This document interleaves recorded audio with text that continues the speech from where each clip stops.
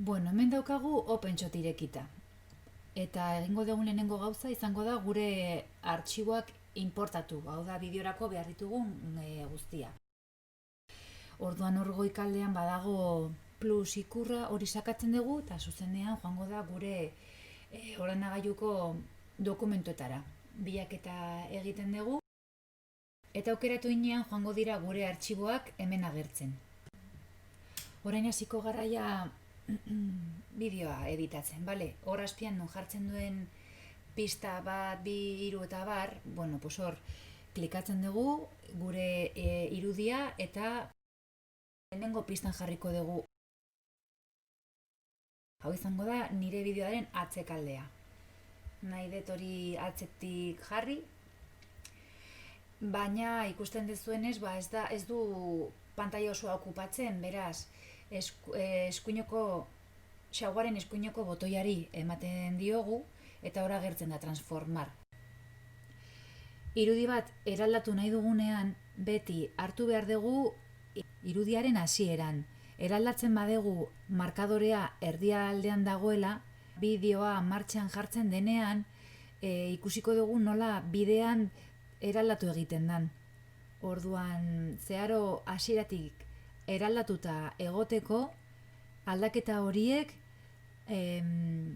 irudiaren hasieran egin behar ditugu. Eta orduan ja aldugu tamaina aldatu. Eta bueno, pues urrengo materiala, urrengo argazkia jarri egingo dut. Eta hemen baita ere tamaina aldatuko dut, transformar sakatu egiten dut.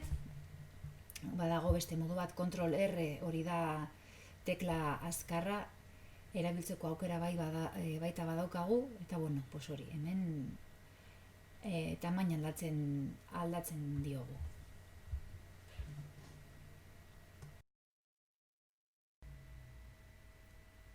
Bueno, orain bideoa hartu egingo dut eta berdina. Jarri egingo dut 3. pistan.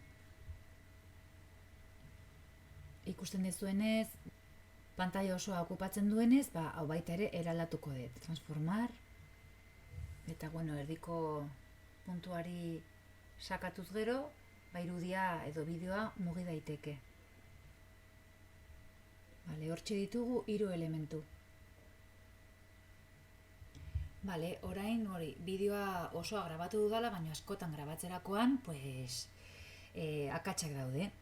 Edo badaude gauzak, ez zaizkigula gustatzen nola geratu egin diren eta kendu nahi ditugula. Hori da orain egingo duguna. Gustuko ez dugun zatia moztu eta ezabatu. Beraz, hortxe bilatu egiten dugu eta bideoa has dadila hemendikan aurrera. Orduan justo hortxe goikaldean badaude guraizeak. Guraize ikurra aukeratzen dugu eta nun moztu nahi dugun eramaten dugu hori eta egiten dugu klik. Klik egiterakoan ja hor zaritu egin da bideoa. Aukeratuta dago. Gorri kolorea dauka. Suprimir. Borratu dugu. Bideoa hortik aurrera hasiko da. Orain erakutsiko dizuet beste gauza bat.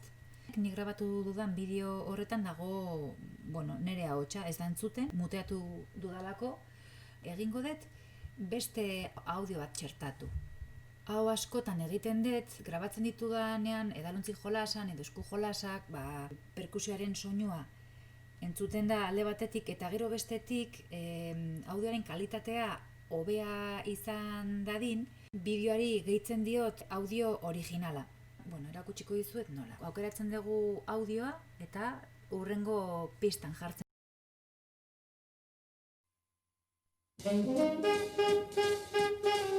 Entzun da oso fuerte. Orduan egingo dut audio honen volumena gutxituko dut. Eta jarriko dut ahalik eta baxuen, 10%. Hau bakoitzak egokituko du nahi duen bezala, baina hemen aukerak ikusten dituzue. Audioa hasierara eramango dut. Aber nola geratu den. Erakutsiko dizuet zer den azentoa eta zer den pulsoa. Pulsoa Bueno, beste elementu bat txertatuko dugu. Hor dugun fitxa, gustatuko litzaiguke jartzea nolabaiteko markatzaile bat. Bale, pues hau interneten bilatzen dugu gustuko dugun edozein ikur, eta bueno, hemen dago, hau erabiliko dut. Bale, orduan tamaina aldatzen diot, eta baita ere biratuko dut. Biratzeko baita hor dagoen gezia ere sakatuz, edo xaguaren eskuineko botoiari emanda, nun jartzen duen girar, bale, hortxe, hor aukeratzen dugu. Eta ja, eramaten dugu nahi dugun tokira. Markatzailea erresago manipulatzeko pistaren zuma handituko dut. Bale, goikaldean lerro urdin bat ikusten dezue, bale, eskerretara top eramaten badegu, hori, handitzen dugu. Bale, hortxe dago gezia, bere tokian.